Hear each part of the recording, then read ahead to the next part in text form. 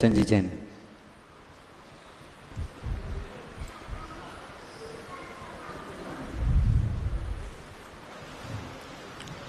नमोस्तु महाराज जी। नमोस्तु महाराज जी।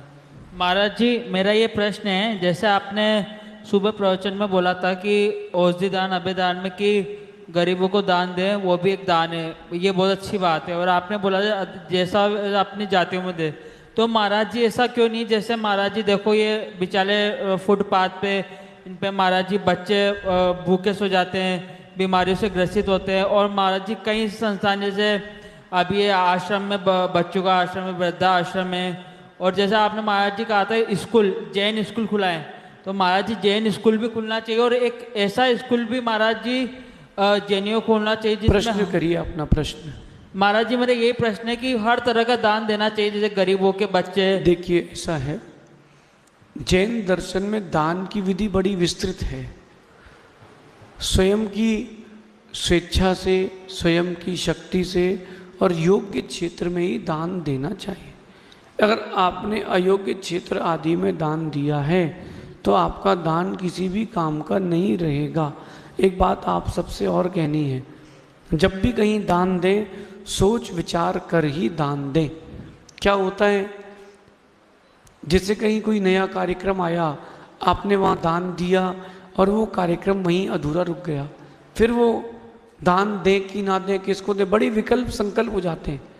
तो इस प्रकार से अपन बचें और दान की दत्ती रखें, चाहे स्कूल खोलना हो या दया करना हो, ऐसा समझें। अभी महाराज आगे चलते हैं। जैसे ये है ना, ये जैसे विकलांग संस्थान, जैसे विकलांग बेचारे बच्चे बहुत से जो विकलांग है, दृष्टि बाधित है, तो महाराज इन संस्थानों में ये भी दान होता है। महाराज ये अयोग्य क्यों माना जाता है? मेरे को देखिए ऐसा है कि जो अयोग्य मानते वो उनकी गलती है, और जीवों की दया करना सबसे बड़ा धर्म है, उनकी भी मदद करना चाहिए, ऐसा समझिए। आगे आगे दूसरा प्रश्न।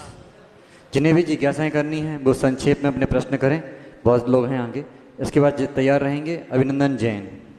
पूज्य श्री के चरणों में कोटिशन नमन। महाराज जी, चैत्र में नवरात्रा आती है। उस नवरात्रा में मंदिरों में कई कार्यक्रम होते हैं, उन कार्यक्रमों में हमको भाग लेना चाहिए या वो मिथ्यात्व की श्रेणी में आते हैं?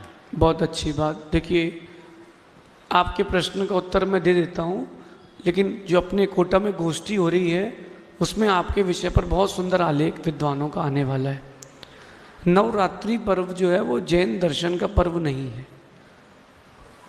जैनों का पर्व भिन्न है, हिंदू दर्शन के पर्व भिन्न हैं, मुस्लिम धर्म के पर्व भिन्न हैं, ईसाइयों के, सिख, सबके अपने अपने परिपालन है और सबके अपने अपने त्यौहार भिन्न भिन्न हैं। तो मेरा कहना है कि किसी के त्यौहार को स्वीकारने के पहले आप एक बार उसके अंदर चले जाएं, फिर त्यौहार स्वीकारें। आजकल जैन समाज में ही गरबा चालू हो गया है। बोले जैन गरबा, ये जैन गरबा क्या है? नाचना कोई त्योहार नहीं होता है ना। और अब बोले महाराज जी बच्चे बाहर जाते हैं तो हम सोचते कि यहीं कर लेते हैं। देखिए ये त्योहार भी अपने दर्शन से वो ही जोड़ें जो आपके दर्शन या धर्म को रक्षित करे। न मटका रखने का कोई उल्लेख है आगम में, न गरबा करने का उल्लेख है, न 9 दिन देवी आदि की पूजा करने का जिन आगम में कहीं उल्लेख नहीं है।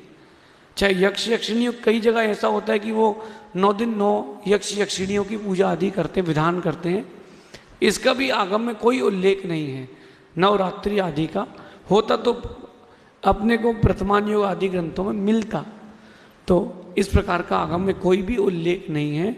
चैत्र मास की ये जो अपनी 9 दुर्गा आती है उसमें जिन आगम में कोई उल्लेख नहीं, ये अन्य दर्शन का पर्व है, वो अपने तरीके से मनाते हैं।